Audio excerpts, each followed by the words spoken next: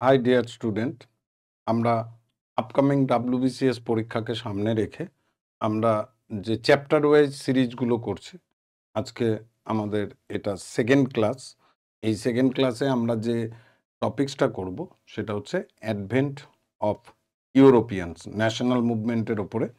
তো আমরা আজকে দেখি আমাদের যে টপিক্সটা রয়েছে সেখানে আমরা পড়ব চ্যাপ্টার ওয়াইজ সিরিজ। এই চ্যাপ্টার ওয়াইজ সিরিজে আমরা আজকে যে টপিক্সটা পড়ব সেই টপিক্সটা হচ্ছে অ্যাডভেন্ট অফ দ্য ইউরোপিয়ানস, এবং আমাদের ক্লাস নাম্বার 2, যেটা আমাদের আপকামিং এক্সামে খুবই গুরুত্বপূর্ণ। এখানে আমরা প্রথম যেটা দেখব সেটা হচ্ছে যে অ্যাডভেন্ট অফ দ্য ইউরোপিয়ান যদি আমরা বলি, যে সেটা অবশ্যই 1498 খ্রিস্টাব্দে ভাস্কো ডা গামা আসার সময় থেকেই আমরা এটা ধরব। তাহলে ইউরোপ থেকে ভারতে আসার সূচনা যারা করছে 1498 খ্রিস্টাব্দে, তারা হচ্ছে পর্তুগিজ। আর এই পর্তুগিজদের আসার পর থেকে পরবর্তীকালে ডাচ আসবে, ইংল্যান্ড আসবে, ড্যানিশ আসবে এবং ফ্রান্স আসবে। এই হিসেবেই আমরা দেখব যে ইউরোপের লোকেরা যখন ভারতবর্ষে আসছে তাদের মূল উদ্দেশ্য হচ্ছে ব্যবসা বাণিজ্য। এই বাণিজ্যের অগ্রগতি ইউরোপের ক্ষেত্রে কতটা হয়েছিল এবং ভারতে ব্যবসা করতে এসে তারা কিভাবে ইম্পেরিয়ালিজমটা স্টার্ট করেছে, আর এই ইম্পেরিয়ালিজম স্টার্ট করতে গিয়ে ভারতবর্ষে যে স্ট্রাগল হয়েছে সেই স্ট্রাগলগুলোর বিষয় থেকেই আমাদের পরীক্ষায় প্রশ্ন আসে। আমরা আজকে যেটা আলোচনা করব সেটা হচ্ছে অ্যাডভেন্ট মানে হচ্ছে ইউরোপিয়ানদের আগমন।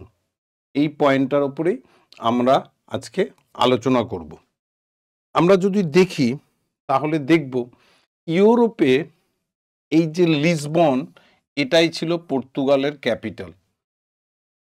সেই জায়গা থেকে এটা আফ্রিকা মহাদেশ, আর ভারতবর্ষ হচ্ছে এই জায়গাটায়। তার মানে ভারতবর্ষের রেসপেক্টে যদি আমরা এটা ইস্ট ধরি তাহলে এই দিকটা আমাদের কাছে ওয়েস্ট হয়ে যাবে। তার মানে ইউরোপিয়ানরা ভারতবর্ষে ব্যবসা করতে আসছে, মানে তাদের রেসপেক্টে ভারতবর্ষ ইস্টে আছে। তাই এইখানে যতগুলো ইউরোপিয়ান কোম্পানি আসবে প্রত্যেকের কোম্পানির নামই কিন্তু ইস্ট ইন্ডিয়া কোম্পানি। এটা তোমাকে কিন্তু খেয়াল রাখতে হবে। নেক্সট আমরা যেটা দেখব সেটা হচ্ছে এই লিসবন থেকেই ভাস্কো ডা গামা ভারতের উদ্দেশ্যে আসবে এবং এখানে কেপ অফ গুড হোপ, এই আটলান্টিক ওশান থেকে অতিক্রম করে ভারত মহাসাগর থেকে ভারতবর্ষে এসে পৌঁছবে। এই যে যখন আটলান্টিক মহাসাগরে থেকে যে পথটা দিয়ে ভারতবর্ষে আবিষ্কারের জন্য ভাস্কো ডা গামা বিখ্যাত, সেই রুটটার নাম হচ্ছে কেপ অফ গুড হোপ, যেটাকে তোমরা বাংলাতে বলেছো উত্তমাশা অন্তরীপ বা ঝড়ের অন্তরীপ। এই জায়গাটা থেকেই আফ্রিকা মহাদেশের পাশ দিয়ে এসে ভারতবর্ষ আবিষ্কার করবে এবং একইভাবে এই রুট থেকে ভাস্কো ডা গামা ফিরেও যাবে। তো ভাস্কো ডা গামা টোটাল ভারতবর্ষে 3 বার আসবে এবং তিনি প্রথম যেখানে আসবেন সেটা হচ্ছে কালিকট। এই কালিকট বন্দরেই প্রথম তিনি অবতরণ করবেন এবং পরবর্তীকালে কালিকট থেকে কোচিন হয়ে পর্তুগিজদের মেন সেন্টার ভারতবর্ষে গোয়া হয়ে যাবে। এটা একটা বিষয়। অপরদিকে ব্যবসা বাণিজ্য করার জন্য আগে ভারতবর্ষের এই যে অঞ্চলটা মশলার জন্য খুব বিখ্যাত ছিল, তো আগে এই মশলার ব্যবসাটা আরবিয়ান ট্রেডার্সরা ল্যান্ড রুটে ভারত থেকে নিয়ে ইউরোপে বিস্তার লাভ করত। কিন্তু পরবর্তীকালে এই এই যে পর্তুগিজরা ভারতবর্ষে এলো, এতে যাদের ব্যবসাটা বন্ধ হয়ে যাবে, যাদের ব্যবসায়ী ভারতীয় এই স্পাইসের মনোপলির উপরে যাদের যাদের যাদের ব্যবসা বাণিজ্য এন্ড হয়ে যাবে, তারা হচ্ছেন আরবিয়ান ট্রেডার্স। এই আরবিয়ান ট্রেডার্সদের বাণিজ্য পর্তুগিজদের বা ইউরোপিয়ানদের আসার ফলে এন্ড হয়ে যাবে। তো ভারতবর্ষে আমরা যদি দেখি ইউরোপিয়ানরা যারা আসছে তাদের মধ্যে থেকে প্রথম আসছে পর্তুগিজরা, আর এই পর্তুগিজরা 1498 খ্রিস্টাব্দে আলটিমেটলি এই জায়গায় 1498 খ্রিস্টাব্দে ভাস্কো ডা গামা যখন আসছে তখনই তোমার ল্যান্ড রুটটা নয়, সি রুটটা আবিষ্কার হচ্ছে। কারণ ল্যান্ড রুটটা আলেকজান্ডার ইউরোপ থেকে ভারতে আসার জন্য আবিষ্কার করেছিলেন। তার মানে দুটোই তোমাকে খেয়াল রাখতে হবে। যদি ল্যান্ড রুট বলে তাহলে ল্যান্ড রুটটা আবিষ্কার করছে ইউরোপ থেকে ভারতে আসার জন্য আলেকজান্ডার, এবং সি রুট আবিষ্কার করছেন ভাস্কো ডা গামা। নেক্সট আমরা যেটা দেখব সেটা হচ্ছে এটা, যে এই যে পর্তুগিজ এলো 15th সেঞ্চুরি বলতে কোনটা 1401 থেকে 1500, এই সময়টাকে আমরা 15th সেঞ্চুরি বলি। এই 15th সেঞ্চুরিতে Europe had a growing enthusiasm from adventure, sea voyage মানে সমুদ্র যাত্রার প্রতি তাদের একটা আলাদা ইচ্ছা শক্তি গ্রো করেছিল, তাদের মধ্যে আলাদা একটা উন্মাদনা দেখা গেছিল। এর কারণ হচ্ছে রেনেসা এবং রেনেসার মানে হচ্ছে নবজাগরণ, এবং এখানে খ্রিস্টান কমিউনিটির মধ্যে নন খ্রিস্টান কমিউনিটি জয় করার জন্য তাদের মধ্যে একটা আলাদা উন্মাদনা কাজ করেছিল। এই উন্মাদনা কাজ করার ফলে তারা সমুদ্র পথের মাধ্যমে রাজ্য জয়ের জন্য তাদের নিজেদের, বিশেষ করে পর্তুগালেও শিপ বিল্ডিং এবং নেভিগেশনের উপরে তারা বিশেষ একটা পারদর্শিতা অর্জন করেছিল। এক্ষেত্রে স্পেন এবং পর্তুগাল দুটোই খুব বিখ্যাত ছিল। আমাদের যেটা খেয়াল রাখতে হয়, যখন ভাস্কো ডা গামা আসছে তখন স্পেন এবং পর্তুগালের মধ্যে একটা চুক্তি হয়। ওয়েস্টের দিকটা, ইউরোপের ওয়েস্টের দিকটা যেটা আছে সেই জায়গাটা স্পেন দেখে এবং ইস্টের দিকটা পর্তুগালের আন্ডারে চলে আসে, এবং এর ফলে পর্তুগালের এই শিপ বিল্ডিং নেভিগেশনে অভাবনীয় সাফল্য লাভ করে, যার ফলস্বরূপ ভাস্কো ডা গামা 1498 খ্রিস্টাব্দে ভারতবর্ষে আসার জলপথ আবিষ্কার করে। এবারে আমরা যেটা দেখব সেটা হচ্ছে ইনি হচ্ছেন Vasco da Gama. Vasco da Gama ইন্ডিয়াতে যখন আসছেন 1498 খ্রিস্টাব্দে, তখন সেই কালিকটে একজন হিন্দু রুলার ছিলেন। সেই হিন্দু রুলার নাম ছিল জ্যামৌরিন। এই জ্যামৌরিন হিন্দু রুলার ছিল। এবারে ভাস্কো ডা গামা টোটাল 3 বার ভারতবর্ষে এসেছিলেন, এবং শেষবার যখন ভারতবর্ষে আসছিলেন তিনি সেইবারেই তিনি মৃত্যুবরণ করেন, এবং পরবর্তীকালে পর্তুগাল গভর্নমেন্ট তার ডেড বডি ভারত থেকে একদম লিসবনে নিয়ে চলে যায়।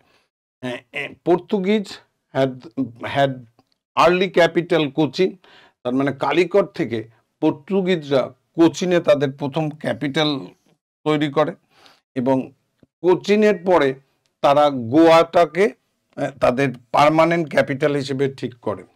এবারে প্রশ্ন হচ্ছে যে ফার্স্ট পর্তুগিজ গভর্নর, যার নাম হচ্ছে ফ্রান্সিসকো আলমেইডা, ইনি পর্তুগিজদের ইম্পিরিয়ালিজমটা বা এনার যে পলিসি, ব্লু ওয়াটার পলিসি, এই পলিসিটাকে ইন্ট্রোডিউস করেন, সমুদ্র পথের মাধ্যমে রাজ্য জয়। এটাকে ইমপ্লিমেন্ট করেন আলমেডার পরে আসা তিনি হচ্ছেন আলফানসো ডি অ্যালবুকার্ক। এনাকেই আমরা পর্তুগিজদের মধ্যে, মানে পর্তুগিজ ইম্পিরিয়ালিজমের রিয়েল ফাউন্ডার হিসেবে বলি, কারণ তিনি 1510 খ্রিস্টাব্দে বিজাপুরের সুলতানের কাছ থেকে গোয়া দখল করেন। তার মানে 1510 খ্রিস্টাব্দে গোয়া দখল করে। এই জায়গাটা খেয়াল রাখতে হবে। 1498 খ্রিস্টাব্দে ভাস্কো ডা গামা ভারতবর্ষে আসছেন। 1498 খ্রিস্টাব্দে ভারতবর্ষে আসছেন। 1510 খ্রিস্টাব্দে গোয়া দখল হচ্ছে, এবং 1530 খ্রিস্টাব্দে গোয়া ক্যাপিটাল হচ্ছে। এই 3টে সালই তোমাদের কাছে ইম্পর্টেন্ট, যেটা পরীক্ষায় খুব গুরুত্বপূর্ণ, এবং পরীক্ষায় তোমাদের জন্য এই 3টে সাল আসে। এবারে প্রশ্ন হচ্ছে যিনি গোয়া দখল করছেন তার নাম হচ্ছে অ্যালবুকার্ক, এবং পর্তুগিজদের ক্যাপিটাল কোচিন থেকে গোয়াতে যিনি শিফট করে নিয়ে যাচ্ছেন তিনি হচ্ছেন নিনো ডা কুনা। এর সঙ্গে এই বিষয়গুলো খুব গুরুত্বপূর্ণ। নেক্সট আমরা যেটা দেখব, পর্তুগিজদের পরে ভারতে ব্যবসা করতে আসবে ডাচ। এই ডাচ মানে নেদারল্যান্ড। এই নেদারল্যান্ড যখন হচ্ছে তখন এটা খেয়াল রাখবে 1602 খ্রিস্টাব্দে United east India company of Netherland এটা তৈরি হয়। এটা যখন তৈরি হচ্ছে তখন তোমাকে মনে রাখতে হবে ভারতে মুঘল সম্রাট হিসেবে যিনি থাকছেন তিনি হচ্ছেন আকবর। 1602 খ্রিস্টাব্দে ডাচ ইস্ট ইন্ডিয়া কোম্পানি তৈরি হচ্ছে। ডাচ ইস্ট ইন্ডিয়া কোম্পানি মুসুলিপট্টনমে প্রথম তাদের ব্যবসায়িক কেন্দ্র বা ফ্যাক্টরি তৈরি করছেন। এই মুসুলিপট্টনম থেকে এটা একটু শিফট হবে, সেটাও ইম্পর্টেন্ট। এবারে ডাচদের যদি সুরাটে বাণিজ্য করার অনুমতি কেউ দেয় তাহলে সেই অনুমতিটা দিচ্ছে জাহাঙ্গীর। তার মানে ডাচদের সুরাটে বাণিজ্য করার অনুমতি দিচ্ছে জাহাঙ্গীর, এটাও খুব ইম্পর্টেন্ট। এবং আলটিমেটলি 1759-এ ব্যাটেল অফ বিদোরায় ডাচ ইস্ট ইন্ডিয়া কোম্পানির কাছে যুদ্ধে পরাজিত হবে। এক্ষেত্রে যেটা মনে রাখতে হবে, এই ব্যাটেল অফ বিদোরাটাকে ব্যাটেল অফ চুচুড়াও বলা হয়, চিনচুড়াও বলা হয়, কারণ এই যুদ্ধটা ওয়েস্ট বেঙ্গলে হবে। নেক্সট আমরা যেটা দেখব সেটা হচ্ছে যে ট্রেডিং সেন্টার ডাচ এস্টাবলিশ করেছিল, প্রথম কন্ট্রোল যেটা করেছিল সেটা হচ্ছে মুসুলিপট্টনম। মুসুলিপট্টনমে 1505 থেকে 1510 পর্যন্ত থাকবে। 10-এর পর থেকে এটা চলে যাবে, 1510-এ এটা মুসুলিপট্টনম থেকে চলে যাবে পুলিকট। এবারে পুলিকটে 1610 থেকে 1690 পর্যন্ত থাকবে। পরবর্তীকালে 1690-এর পরে নাগাপট্টনমে এদের মেন সেন্টার হয়ে যাবে। এবারে প্রশ্ন হচ্ছে যে এই জায়গাগুলো কিন্তু বর্তমানে সব অন্ধ্রপ্রদেশে, এবং হুগলি বলে যে জায়গাটা আছে সেই হুগলি জায়গাটা, বেঙ্গলের হুগলিটাও ডাচদের মেন সেন্টার হবে। এবারে হুগলি থেকে এরা পরবর্তীকালে চুচুড়ায় চলে যাবে, কারণ হুগলিতে প্রথম যারা ফ্যাক্টরি করবে ওয়েস্ট বেঙ্গলে তারা হচ্ছে পর্তুগিজদের কাছ থেকে ডাচরা দখল করবে, ডাচদের কাছ থেকে ব্রিটিশরা দখল করে নেবে। তার মানে এই যে হুগলি জায়গাটা পর্তুগিজ, ডাচ এবং ব্রিটিশ তিনজনারই কারখানা ছিল, মানে তিনটে কোম্পানিরই কারখানা ছিল। এবারে আমরা এখানে খেয়াল রাখবো, এই যে ডাচদের ফ্যাক্টরি, প্রথম ফ্যাক্টরি যদি বলে তাহলে আমরা সেটা নেব মুসুলিপট্টনম। নেক্সট আমরা যেটা দেখব ডাচদের পরে সেটা হচ্ছে ইংলিশ। ভারতবর্ষে যারা আসবে পর্তুগিজদের পরে যারা আসবে তারা হচ্ছে ডাচদের পরে আসবে ব্রিটিশ। এই ব্রিটিশ যারা এলো তারাও ভারতে, এদেরও আসার উদ্দেশ্য মানে পর্তুগিজরা ভারতে এসে ভারতের ব্যবসা বাণিজ্যে মনোপলি করেছিল, এবং এই মনোপলি অ্যাবলিশ করার মানসিকতা নিয়ে যেরকম ডাচ এসেছিল সেরকম ইংলিশরা বা ব্রিটিশরাও আসবে। এদের আসার উদ্দেশ্য হচ্ছে পর্তুগিজ মনোপলিটা ইস্টে অ্যাবলিশ করা। এরপরে আমরা দেখব যে প্রথম যিনি ব্রিটিশ ফার্স্ট ইংলিশম্যান যিনি ভারতে আসবেন তার পিরিয়ডটা কিন্তু আকবর, এবং প্রথম যিনি ভারতে আসছেন তার নাম হচ্ছে র্যাফেল ফিচ। এই র্যাফেল ফিচ ইনল্যান্ডে হয়ে ভারতবর্ষে এসেছিলেন, মানে ল্যান্ড রুটে ভারতবর্ষে এসেছিলেন। এরপরে যেটা আমরা খেয়াল রাখবো যে ইংল্যান্ডের একজন মার্চেন্ট যার নাম হচ্ছে জন মিল্ডেনহন, ইনিও আকবরের পিরিয়ডেই ভারতবর্ষে আসেন। কি হিসেবে? The first to make an overland journey to India. এটাও একটা ইম্পর্টেন্ট বিষয়, যেটা হচ্ছে যে was the first Englishman two propose A trade with India. ইনি ইস্ট ইন্ডিয়া কোম্পানি বা কোনো কিছু কোম্পানি তৈরি করে ভারতবর্ষে ব্যবসা বাণিজ্য করার জন্য প্রপোজালটা দিচ্ছেন। ইনিও ভারতে এসেছিলেন আকবরের পিরিয়ডে। ফার্স্ট ইংলিশম্যান যিনি আসছেন র্যাফেল ফিচ, ইনিও ভারতে এসেছিলেন আকবরের পিরিয়ডে। এরপরে দেখা যাচ্ছে যে ইস্ট ইন্ডিয়া কোম্পানি তৈরি হচ্ছে। এই ইংলিশ ইস্ট ইন্ডিয়া কোম্পানি যখন তৈরি হচ্ছে তখন তার সালটা হচ্ছে 1599 এবং রয়্যাল চার্টার এটাকেই ইস্ট ইন্ডিয়া কোম্পানির ফাউন্ডেশন ইয়ার হিসেবে ধরবো। কারণ এখানে রয়্যাল চার্টার মানে সরকারি অনুমতি পাওয়া যাচ্ছে। এই রয়্যাল চার্টারটা যিনি দেবেন তিনি হচ্ছেন কুইন এলিজাবেথ ওয়ান 1600 খ্রিস্টাব্দে। এটাকেই ইস্ট ইন্ডিয়া কোম্পানির ফাউন্ডেশন ইয়ার হিসেবে ধরবো। এই কোম্পানিও যখন ফাউন্ড হচ্ছে তখন ভারতে মুঘল সম্রাট কিন্তু আকবর, কারণ আকবরের পিরিয়ড 1605 পর্যন্ত আছে, তারপরে জাহাঙ্গীর আসবে। তার মানে আমরা যদি এখানে দেখি যে ইস্টে ব্যবসা করার জন্য ইস্ট ইন্ডিয়া কোম্পানিকে যখন চার্টার দেওয়া হচ্ছে তখন সেই চার্টার দেওয়ার ইয়ারটাকেই আমরা ইস্ট ইন্ডিয়া কোম্পানির ফাউন্ডেশন ইয়ার বলছি। এবারে প্রশ্ন হচ্ছে এই জায়গাটায়, এই যে ইস্ট ইন্ডিয়া কোম্পানি আছে এই কোম্পানিটার অরিজিনাল নেম যেটা আছে সেটা হচ্ছে, অনেকগুলো কোম্পানি মিলে ইস্ট ইন্ডিয়া কোম্পানি তৈরি হয়েছে, সেই জন্য এটার অরিজিনাল নেম হচ্ছে governor and company of merchant of London trading into east Indies, এটা হচ্ছে পুরো নাম। এই যে কোম্পানি হলো, এই কোম্পানির প্রতিনিধি হিসেবে প্রথম ভারতবর্ষে যে জাহাজটা এসছিল সেই জাহাজটা এসছিল 1601 খ্রিস্টাব্দে, যার নাম হচ্ছে রেড ড্রাগন। এবং এরা ভারতবর্ষে ব্যবসা করার জন্য আসবে এবং যে প্রোডাক্টগুলোর উপরে ব্যবসা করবে সেগুলো হচ্ছে cotton, silk, Indigo die, sugar, salt, স্পাইসটা তো সবাই করবে, স্পাইস, সালফেটার, টি এবং ওপিয়াম, এইগুলোর ওপরে ইনিশিয়ালি ব্যবসা করবে। এবং রেলপথ যতক্ষণ না তৈরি হচ্ছে তখন ব্যবসাতেই তাদের বেশি ইনভেস্টমেন্ট থাকবে, কিন্তু রেলপথ তৈরি হয়ে গেলে ইস্ট ইন্ডিয়া কোম্পানির ইনভেস্টমেন্ট ভারতবর্ষে ম্যাক্সিমাম থাকবে রেলপথে, এবং সেটা লর্ড ডালহৌসির পর। নেক্সট আমরা যেটা দেখব সেটা হচ্ছে এই জায়গাটা, ভারতবর্ষে আকবর যখন রুল করছে তখন ইংল্যান্ডে ইস্ট ইন্ডিয়া কোম্পানি তৈরি হচ্ছে। যখন ইস্ট ইন্ডিয়া কোম্পানি তৈরি হচ্ছে তখন ওখানকার রানী হচ্ছে কুইন এলিজাবেথ ওয়ান এবং রাজা হচ্ছে জেমস ওয়ান। কিন্তু ইস্ট ইন্ডিয়া কোম্পানি কার সময় তৈরি হয়েছিল, যেহেতু চার্টারটা এলিজাবেথ ওয়ান দিচ্ছে ওনাকেই আমরা অ্যান্সার করব, কিন্তু ওই সময় রাজা হিসেবে যিনি ছিলেন তিনি হচ্ছেন জেমস ওয়ান। এর পরবর্তী সময় আমরা কি দেখব, এই যে ইস্ট ইন্ডিয়া কোম্পানির প্রতিনিধি হিসেবে যিনি ভারতবর্ষে আসছেন প্রথম, তিনি হচ্ছেন ক্যাপ্টেন উইলিয়াম হকিন্স। এই উইলিয়াম হকিন্স যার সময় আসবে সেটা হচ্ছে জাহাঙ্গীরের পিরিয়ড।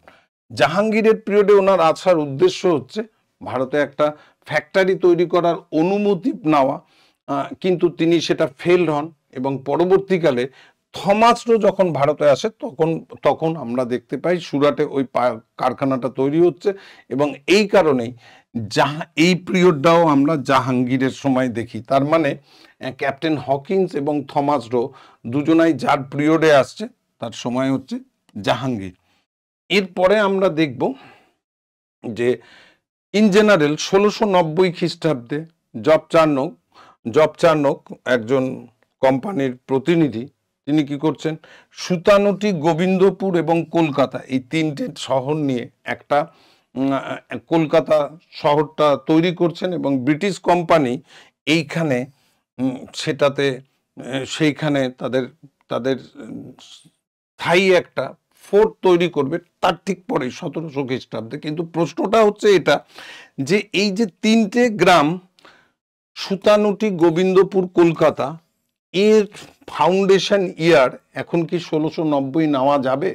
অ্যান্সার হচ্ছে না। তার কারণ হচ্ছে কলকাতা হাইকোর্ট এই বিষয়টার উপরে রায় দিয়েছে যে যার নাম আগে থেকে ছিল, এখানেও দেখো কলকাতা নামটা, এটা কলকাতা হবে, সুতানুটি, গোবিন্দপুর,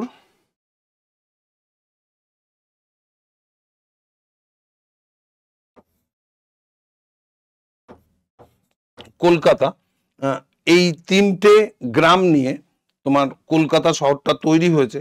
সেই জন্যে এই তিনটে শহরের মধ্যেও কলকাতা নামটা পাওয়া যায়, সেই কারণে জব চার্নককে কলকাতা শহরের ফাউন্ডার হিসেবে হাইকোর্ট মনে করে না, কারণ এই কলকাতা নামের রেফারেন্স অন্য অনেক জায়গায় পাওয়া যায়।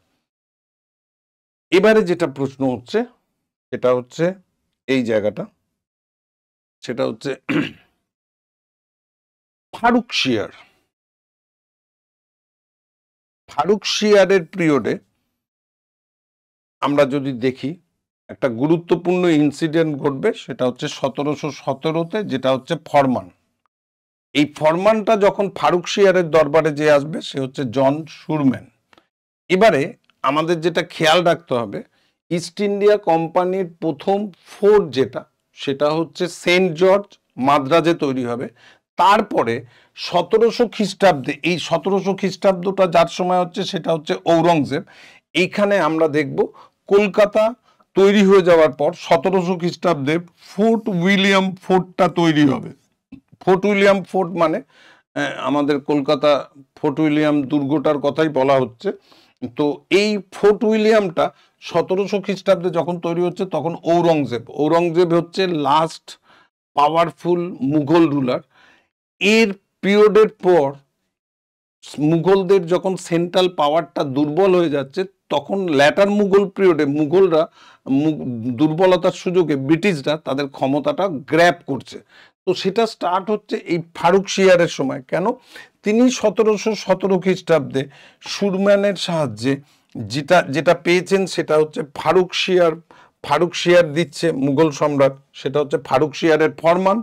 এই ফরমানটাকেই আমরা বলছি ম্যাগনা কার্টা অফ দ্য কোম্পানি। এই ফরমানটাই হয়ে যাবে, ফারুকশিয়ারের ফরমানটাই হয়ে যাবে Magna কার্টা of east India company.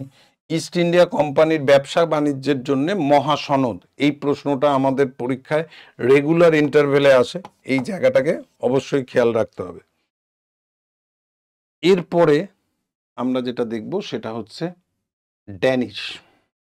ব্রিটিশদের পরে ভারতবর্ষে বাণিজ্য করার জন্য যারা আসছে তারা হচ্ছে ড্যানিশ বা ডেনমার্ক।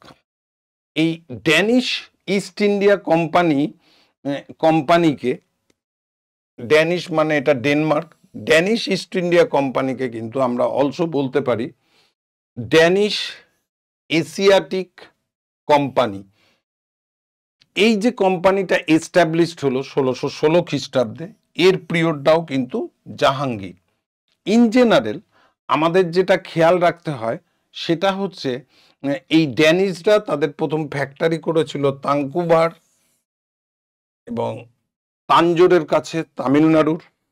এবং এইখানে আমাদের খেয়াল রাখতে হবে যে ড্যানিশ এমন একটা ইউরোপিয়ান, তাদের মেন সেন্টার কিন্তু পশ্চিমবঙ্গের শ্রীরামপুরে, এইটাও খেয়াল রাখতে হবে। তার মানে শ্রীরামপুরে ড্যানিশদের মেন সেন্টারটা ছিল, এটা খুব খেয়াল রাখতে হবে। এবং এই যে শ্রীরামপুরে ড্যানিশরা ছিল, যখন ড্যানিশ কোম্পানি হচ্ছে তখন ডেনমার্কের রাজা ছিলেন ফেডরিক, তাই শ্রীরামপুরকে অনেক সময় ফেডরিক নগরী হিসেবেও বলা হয়। এবারে প্রশ্ন হচ্ছে এদের আর একটা গুরুত্বপূর্ণ হচ্ছে ড্যানিশরা ভারতে ব্যবসা বাণিজ্য করতে এসে তারা কিন্তু বেশিরভাগই মিশনারিজ অ্যাক্টিভিটিজের সঙ্গে যুক্ত হয়ে যাবে। মানে ব্যবসা করতে এসে তারা মেনলি ধর্ম প্রচারের ওপর মনোনিবেশ করবে। কিন্তু কেন করবে? কারণ 1845 খ্রিস্টাব্দে এই ড্যানিশ ইস্ট ইন্ডিয়া কোম্পানি এটা ব্রিটিশ ইস্ট ইন্ডিয়া কোম্পানিকে বিক্রি করে দেবে এবং তারা ভারতে ব্যবসার পরিবর্তে পরবর্তীকালে ধর্ম প্রচার করবে। এই বিষয়টা থেকেও আমাদের পরীক্ষার প্রশ্ন আসে। মেনলি দুটো, ফার্স্ট ড্যানিশ হেডকোয়ার্টার হচ্ছে টাঙ্কাভুর ত্রিবাঙ্কুর, এবং পরবর্তীকালে সেটা আমাদের হেডকোয়ার্টার যদি আমাদের বলে তখন সেটা হয়ে যাবে শ্রীরামপুর।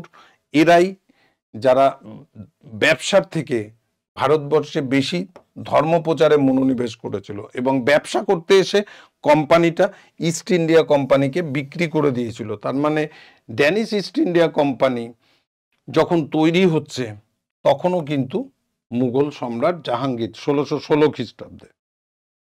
নেক্সট আমরা যেটা দেখব সেটা হচ্ছে লুইস 14 মানে হচ্ছে ফ্রেঞ্চ। এই ফ্রেঞ্চ ইস্ট ইন্ডিয়া কোম্পানি এটা সবার লাস্টে ভারতে আসবে, এরা ইউরোপিয়ানদের মধ্যে সবার লাস্টে ভারতে আসবে এবং এরাই সবার লাস্টে তাদের কোম্পানি তৈরি করবে। এবারে ফ্রেঞ্চ এই কারণেই বলা হচ্ছে the French war last European people to came India with the purpose of trade. ব্যবসা করার জন্যে ইউরোপ থেকে সবার লাস্টে যারা আসছে তারা হচ্ছে ফ্রেঞ্চ। এই ফ্রেঞ্চ কোম্পানি যখন তৈরি হচ্ছে 1664, এই পিরিয়ডটা কিন্তু ঔরঙ্গজেব, এই পিরিয়ডটা ঔরঙ্গজেবের পিরিয়ড। যখন 1664 খ্রিস্টাব্দে ফ্রেঞ্চ ইস্ট ইন্ডিয়া কোম্পানি তৈরি হচ্ছে তখন ফ্রান্সের রাজা ছিলেন লুইস 14। এই লুইস 14-এর একজন মন্ত্রী হচ্ছেন কোলবার্ট। এনার অনুপ্রেরণায় ফ্রেঞ্চ ইস্ট ইন্ডিয়া কোম্পানি তৈরি হয়েছিল বলে অনেক সময় ফ্রেঞ্চ ইস্ট ইন্ডিয়া কোম্পানিকে কোলবার্ট কোম্পানিও বলে। এবারে ফ্র্যাঙ্কোয়েস ক্যারন এস্টাবলিশ ফার্স্ট ফ্যাক্টরি যেখানে করছে সেটা হচ্ছে সুরাট। এক্ষেত্রে যেটা খেয়াল রাখতে হবে, ফ্রেঞ্চের সব থেকে স্ট্রংগেস্ট রাইভাল হচ্ছে ব্রিটিশ ইস্ট ইন্ডিয়া কোম্পানি। ব্রিটিশদেরও যেরকম ভারতে প্রথম ফ্যাক্টরি সুরাট ছিল, ফ্রান্সেরও প্রথম ফ্যাক্টরি হচ্ছে সুরাট। এবারে ব্রিটিশদের প্রথম ফ্যাক্টরি সুরাটে ব্যবসা করার পারমিশন যিনি দিচ্ছেন তিনি হচ্ছেন জাহাঙ্গীর।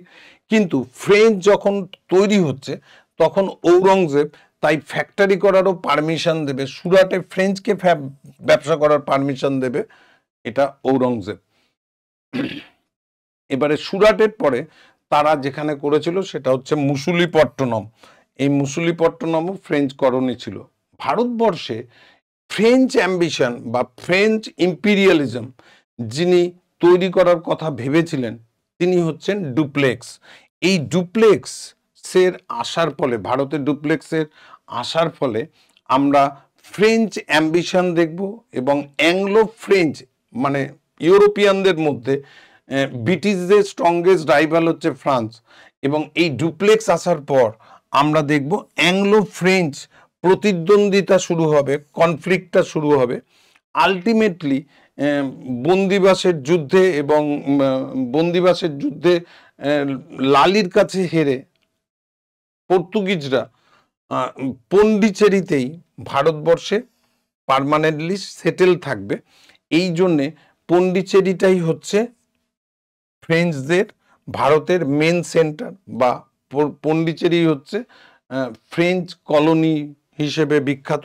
এই জায়গাটায় আমরা আরেকটা জিনিস খেয়াল রাখবো, ওয়েস্ট বেঙ্গলে যদি দেখি ভারতের রেসপেক্টে যেরকম পন্ডিচেরি, ওয়েস্ট বেঙ্গলের রেসপেক্টে এই জায়গাটা হয়ে যাবে চন্দননগর। তার মানে আলটিমেটলি ভারতবর্ষের যদি ফ্রেঞ্চ কলোনি কোথায় ছিল যদি বলে তাহলে আমরা অ্যান্সারটা নেব পন্ডিচেরি। আবার এটাই যদি বেঙ্গলের রেসপেক্টে বলে তাহলে আমরা অ্যান্সারটা নেব চন্দননগর।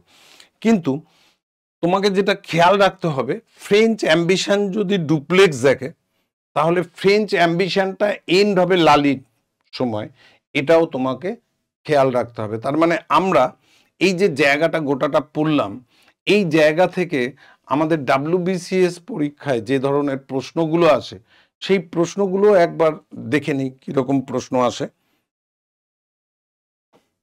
দেখো এখানে যেটা বলছে হু ওয়াজ জ্যামোরিন, জ্যামোরিনকে, তার মানে 1498 খ্রিস্টাব্দে ভাস্কো ডা গামা যখন আসছে তখন ভাস্কো ডা গামাকে ওয়েলকামও করছে কিন্তু এই জ্যামোরিন। তার মানে এই জ্যামোরিন হচ্ছেন যখন ভাস্কো ডা গামা আসছেন যে জায়গাটায় সেই জায়গাটারই একজন হিন্দু রুলার। এই জ্যামোরিন হচ্ছে কালিকটের একজন হিন্দু রুলার। তার মানে A is the correct answer, ruler of Calicut, এটাই তোমার অ্যান্সার হবে। মিনিস্টার অফ কোচিন স্টেট এটাও নয়, revenue officer of the kingdom of Vijayanagar এটাও নয়, এসপয়েঞ্জ অফিসিয়ালস এটাও নয়। তো নেক্সট যেটা আছে সেটা হচ্ছে, আমরা এটা খেয়াল রাখবো, নেক্সট যেটা আছে সেটা হচ্ছে the Europeans to arrived in India using sea route was. তার মানে ইউরোপিয়ান যারা সি রুট ইউজ করে প্রথম ভারতে আসছে। আর একটা প্রশ্ন হচ্ছে the first European arrived in India, এটা বললে কিন্তু গ্রিক হবে কারণ আলেকজান্ডার। এবারে ইউজিং অফ সি রুট যদি বলে, ইউজিং অফ সি রুট যদি বলে, তাহলে আমাদের অ্যান্সারটা হয়ে যাবে Vasco da Gama. Vasco da Gama কখন আসবে? ভাস্কো ডা গামা আসবে তোমার 1498 খ্রিস্টাব্দে। 1498 খ্রিস্টাব্দটা এই কারণে খুব ইম্পর্টেন্ট, 1498 এই কারণে খুব ইম্পর্টেন্ট। এবারে আমরা যদি দেখি, সেটা হচ্ছে পরের প্রশ্ন। পরের প্রশ্নতে যদি যাই, which reason in India provided the best quality saltpeter and opium to the Europeans? European, mainly British east India কোম্পানিকে বেস্ট কোয়ালিটির সালফেটার এবং ওপিয়াম যারা যেখান থেকে আমরা পাবো সেটা হচ্ছে বিহার, বিহারের থেকে পাবো। এটাও তোমাদের কাছে ইম্পর্টেন্ট কোশ্চেন। নেক্সট আমরা যেটা দেখব, the privilege of the free trade right were granted to the English East India company 1717।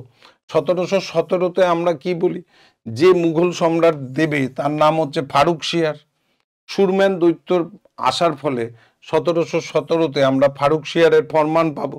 এই ফারুকশিয়ারের ফরমানকেই আমরা বলি Magna কার্টা of British east India কোম্পানির, বিজনেস ম্যাগনা কার্টা বা ব্যবসার মহাসনদ বা ব্যবসার মহা আইন।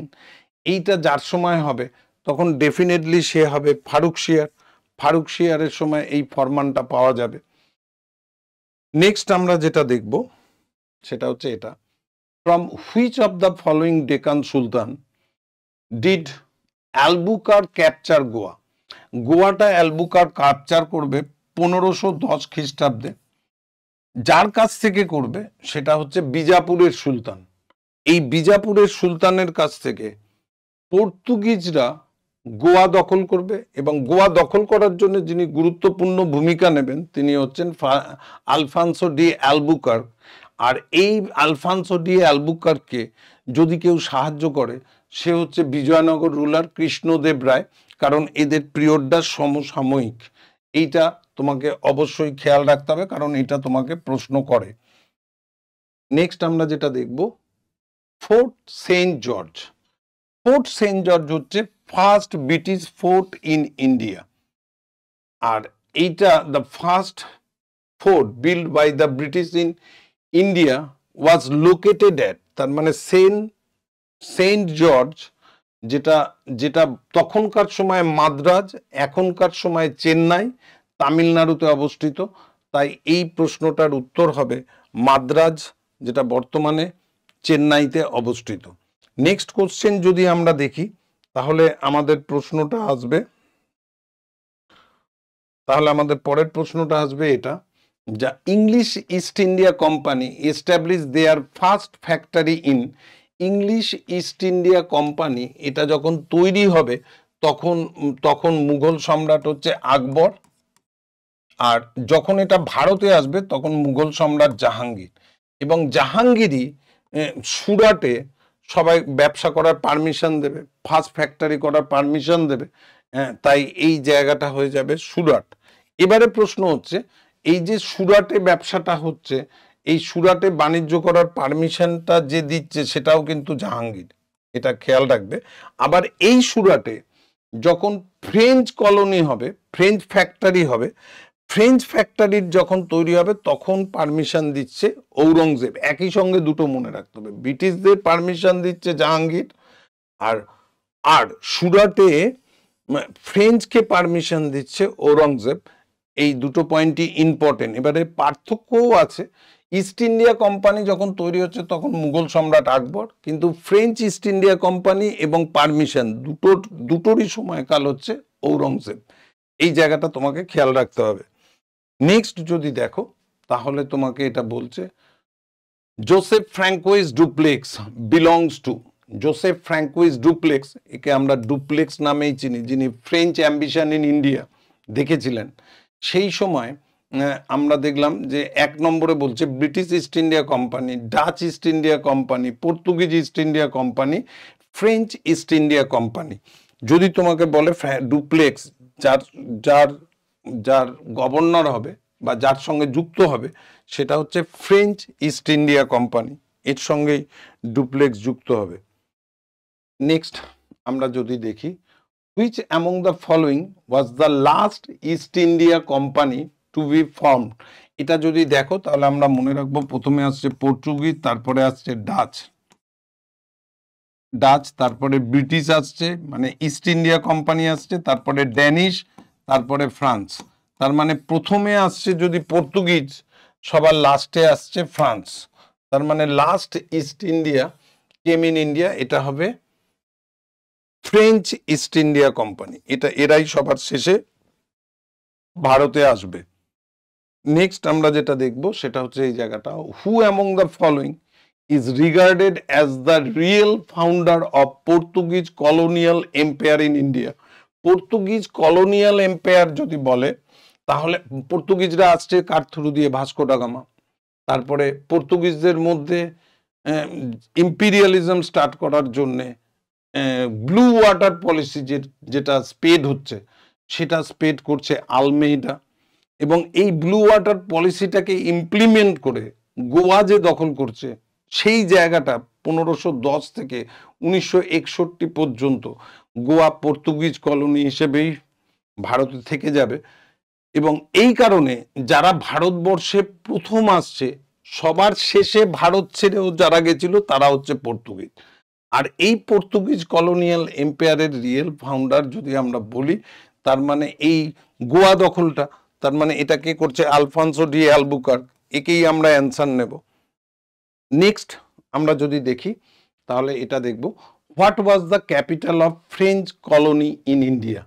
ফ্রেঞ্চ কলোনি ইন ইন্ডিয়া যদি বলে, তার ক্যাপিটাল হিসেবে আমরা যাকে নেব, ইন জেনারেল বন্দিবাসের যুদ্ধে ফাইনালি ফ্রেঞ্চ জেনারেল লালি আয়ারকুটের কাছে হেরে যাবে। প্যারিসের চুক্তির পরে এদের পার্মানেন্ট ভারতবর্ষে ব্রিটিশদের সঙ্গে যুদ্ধ না করে শুধুমাত্র বাণিজ্য করার পারমিশন এরা যেখানে পাবে সেটাই এদের ক্যাপিটাল হয়ে যাবে, সেটা হচ্ছে পন্ডিচেরি। এই পন্ডিচেরিতে বাণিজ্য করার জন্য অধিকার প্রাপ্ত হবে, কিন্তু কোনো অগ্রাসন করতে পারবে না। সেই হিসেবে ফ্রেঞ্চ কলোনির ক্যাপিটাল আমরা পন্ডিচেরিকেই নেব।